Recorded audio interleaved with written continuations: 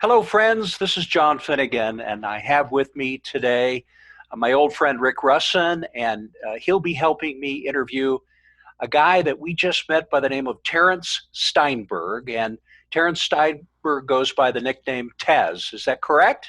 That's right. Tez Steinberg and I met just recently through a mutual friend, Rob Scott. And Rob thought that because I'm doing these interviews, that it would be a great opportunity for us to meet. We had a great conversation just within the last week for the first time. Tez, thanks for being here. My pleasure. Thank you for having me. Tez Steinberg will be a week from Monday driving from Boulder, Colorado to San Francisco, California. And later in the month, will be rowing a boat across the Pacific Ocean through the Great Pacific Garbage Patch to Hawaii to call attention to our environment, but more importantly, on a positive note, to call to the attention this issue of performance. And I'm really interested as a CEO coach, Tez, to talk about performance today.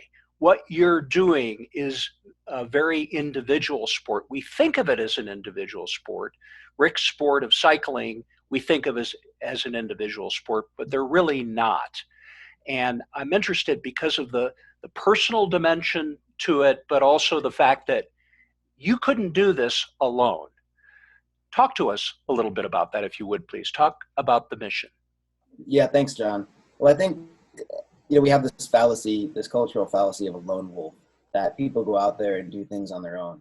And you see that in play, whether you're talking about Elon Musk or you're looking at sports, and people see the illusion of some one person on a bicycle and they don't realize they're actually part of a team. And even in the case of myself, as I row a boat over 2,500 miles, I'll be the only person in that boat, and I might not see anyone for 2 to 3 months. At times, the people nearest to me will be in the International Space Station in outer space. But what I'm doing is very much a team activity. I have a media team on land who are helping share the message and the media we create through this journey. But also hundreds of people around the world have contributed to this project, what I call the United World Challenge. And what I say with this project is, we all have an ocean to cross. We all have something in our lives that seems insurmountable. And rowing an ocean at first seems impossible. You think no one could possibly do that. But stroke by stroke or step by step, no ocean is too great to cross. And I'm not even a rower by background or a sailor. And the amazing paradox of ocean rowing is most people aren't. The hardest part is first believing that you can do it. And then you start marshaling the resources to pull off the project, learning the technical skills, developing your fitness, not just physically, but most of all mentally, to be able to do this, because ultimately it's a mental and emotional challenge, but something I think anybody, if they chose to do it, could do. When did you begin this journey then?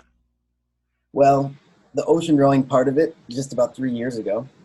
So that's been a long chapter already. But in a sense, the story began a lot longer. I got into endurance sports in around 2008. I was going through a period of depression in college, and a friend suggested we do a triathlon together. And as I say in my short 2-minute intro video about the United World Challenge, I felt like I had nothing to lose. And it turned out racing made me feel better, but I also discovered, well, one, I'm really good at it. And two, the practice of discovering my perceived limitations are just perceived. That practice then translates across my life. It didn't just help me feel better physically in one area. It helped me perform better across the board. And so fast forward 12 years later, having done a couple Ironmans, over 40 marathons, ultramarathons up to 145 miles, I realized, the limitations are in my mind. And when I came across this idea of ocean rowing, there was nothing stopping me but myself. And as someone passionate about the environment and also education, I realized this is a great opportunity to raise a scholarship fund for a school I care a lot about. And it's a great opportunity to share the story with other people to inspire them. Yeah, the first thing that inspired me, Tez, is this business about unsung heroes. And the Elon Musks and the Richard Bransons of the world are very inspirational. But, you know, I was on my World Community Service Committee meeting this morning at 7:30 with Denver Rotary. And talk about unsung heroes. Here's a group of people that we got to report to them that they dug a well outside a hospital in Ethiopia, and that 10 women got to have life-saving surgery, uh, because of the work that they did. And very few people will know that. Um, and so you're an inspiration to them as well. Thank you, John. Yeah, I think it's a great story that we don't always see all the impact going on. I have to give a lot of credit to my teammates and so many people who contribute behind the scenes to make this project possible. People see me, but I'm just the tip of the iceberg on this thing. Rick, you have a background in science, and you were interested, over your left shoulder, we can see a rocket, and that's where you started your career. Talk a little bit about That's where I started. My degree's in physics, and I worked on the first 5 space shuttle flights at Johnson Space Center, doing the avionics integration of the flight-ready avionics and doing the simulation of the missions. And then when they launched the bird, then my sim would fly alongside it so that when they came up with an anomaly or a problem, we'd work it. Because if the solution didn't work, we could just reset the sim. If the solution didn't work for them, they might not come home. So so that's what the shuttle is about. Wild experience. Yeah. So science is going to keep you safe on this journey, because these are busy shipping lanes. That would scare the daylights out of me, Tez. How are you going to stay safe? Yeah, so what's amazing is even though I'm in a rowboat, it's basically a spaceship. Yeah. It's designed to support a human life in an incredibly hostile environment that we're really not meant to be in. And so in that sense, it's a spaceship. It's equipped with all sorts of amazing technology. I have an array of satellite devices to be able to send photos and videos and podcast samples. I have different satellite devices for logistical and operational communications. I have a water maker, a desalinator unit that actually produces my drinking water from the ocean. I've got 250 watts of solar panels and an array of other things that will keep me safe out there. One of the important devices is called an AIS, and that's effectively a sort of radar-like device. It's kind of analogous to a radar in that it sends a VHF signal, very high frequency signal, to the near horizon. And if that hits another ship's AIS, it'll ping back to me and say, hey, there's someone nearby. And that's important because I can't outrun a cargo ship. They are 800 to 1,000 feet long. I'm 23 feet long and only have my arms and legs and back for power. So should a ship like that appear on my device, I get on my radio and I call them and I try to convince them that they're not crazy, that there's actually someone in a rowboat talking to them in the middle of the ocean, and ask them to divert course if we're on a collision course. So that's one of the main dangers, is potentially a collision. It seems like a complete improbability or impossibility, but it's actually happened. There have been ocean rowing crossings that have ended due to collision with fishing vessels and others. So that's one main thing. A little bit of relief, if there can be some, is that right now with global commerce down due to COVID, I think there will be a lot fewer ships on the sea. So it might be a little bit more empty than it normally is. The trade-off with that being, people often ask what happens in the event of a rescue. If I needed to be rescued, they say, can you send a helicopter? Well, helicopters can only go maybe 100 miles offshore. And it's a passing vessel, often a freighter or a fishing ship, something else that comes to your aid. Through a satellite network, I get in contact with, whether it's the Coast Guard or another land-based rescue team. We then look at a map of who are the nearby ships and dispatch a passing vessel. And it's just good seamanship, Samaritanship, that someone comes to your aid. This would mean there are fewer ships out there that could come to my aid, but I'm really not too worried about that.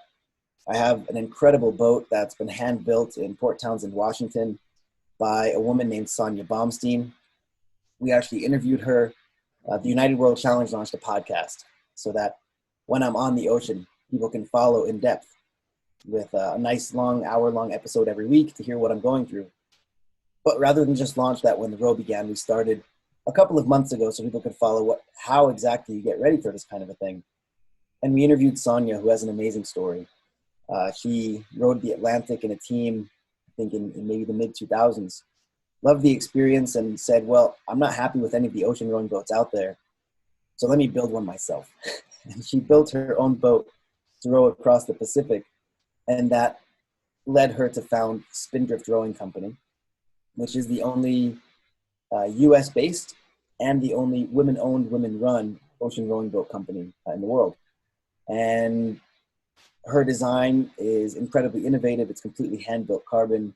It weighs, the hull itself, before adding all of the equipment, weighs less than 300 pounds. Now compare that to other boats, other ocean rowing boats that are typically 1,500 or 2,000 pounds, sometimes even more. So it's incredibly stable. It's got a dagger board for stability that I can drop if currents are not favorable. And all ocean rowing boats are designed to self-right if they capsize. So I'm tethered to the boat. If it were to roll, I climb back on, the boat self-rights, and we keep going. A little shaken up, but it's not a life-threatening situation as long as the cabin doors are closed. Now that's a design feature of all ocean rowing boats.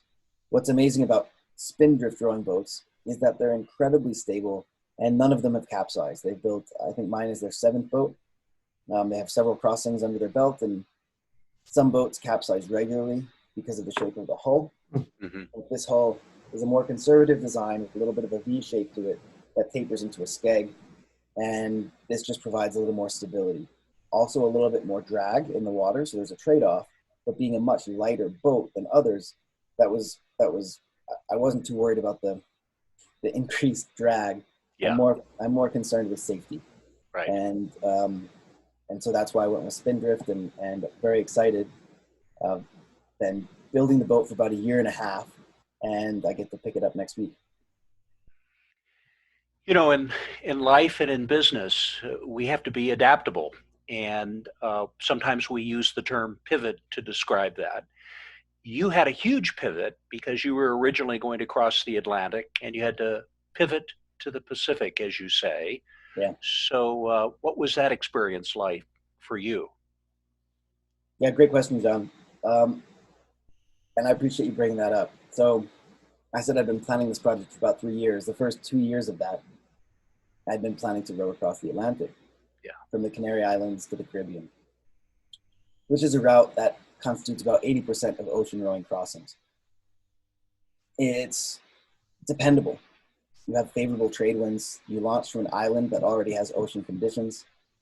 On the other hand, launching from a continent is very complex, and I can explain why later. Mm-hmm. But effectively, after planning this project for 2 years, I got, last autumn, I realized it just wasn't going to be possible to row across the Atlantic due to logistical and financial constraints. I wasn't going to make it in time, and there's a narrow window in which I had to launch to finish before hurricane season. And so I faced a question where I'd been planning this for years. I'd built a brand around rowing across the Atlantic, around this race that I had planned to participate in. And I was kind of attached to that idea, right? But I got to a point where it wasn't going to happen. It could either happen January of 2021, or I could look at other options. And I realized, well, what's the mission here? Is the mission to row across the ocean, mm-hmm. or the Atlantic? Or is the mission to inspire people? Is the mission to have an experience myself that deepens my connection to nature, that provides an opportunity to share a story with others, that gives me an opportunity to raise scholarships to United World Colleges? And I thought, well, that's really the mission. And I can fulfill that mission on another ocean. And it turns out that rowing from North America to Hawaii is actually much more difficult. Just 7 people have done it in history. All 7 of them had previously rowed an ocean, and all 7 of them got it on their 2nd attempt. Okay. And I thought, well, if rowing across the Atlantic is inspiring, why don't I throw my hat over the wall and see what I can do on the Pacific? And after all, it's where the boat is being built, right? So there were some reasons why it would be more straightforward, even though the row itself has some bigger challenges. And you mentioned the Great Pacific Garbage Patch. That also happens to be directly between mainland US and Hawaii. It's the largest accumulation of ocean plastic in the world, about twice the size of Texas, and I will roll right through that. And so as I put this picture together, I realized, I had to swallow my pride about saying, hey guys, I didn't make it. I know I've been promising to do this for a couple of years, but this is bigger than the Atlantic, and this isn't about me. And so many people have supported me, and I want to honor your support by doing something that's has the best likelihood of success, and is even as ambitious and audacious as we can responsibly be. Yeah. And so I wrote a blog post that it sounds like you read, about our Pacific pivot, and people would ask, how did people respond? Were people concerned? Did any of your sponsors get upset? Nobody was upset. Everyone was incredibly supportive because they see how this is still totally in line with what the mission is. And sometimes the courageous thing isn't just pushing through, but it's taking a step back and saying, well, are we doing this for the right reasons? You're doing this with, sorry, Rick, I apologize. You're doing this with your former fellow classmates at United World Colleges, and for them, so that you can generate scholarships for these students. I know this is near and dear to Rick's heart, who's building a STEM program for a local high school right now. And Rick, you can feel free to jump in here as well. But this was a life-changing moment for you, Tez. That experience started things off for you in many ways. What happened during that period of time? Yeah, you mean my 2 years at United World College? Yes. Yeah. So United World Colleges it's absolutely an amazing educational program. So it's a network of international high schools, 18 of them around the world. Mm-hmm. When I was 17, I was lucky enough to get a scholarship to one of these schools in Italy. And there were 200 students at my school from 85 countries, and every one of us was on a full scholarship. We were selected from our countries, not just because we could do well on tests or were smart, but because we were committed to creating a better world where we viewed someone not based on what country they're from, but who they are, what are their values. And you see that we have more in common than different. And so I finished high school. It's called a college, but it's actually a high school program with the International Baccalaureate. And so for 2 years, from when I was 17 and 18, lived with peers from all across the world.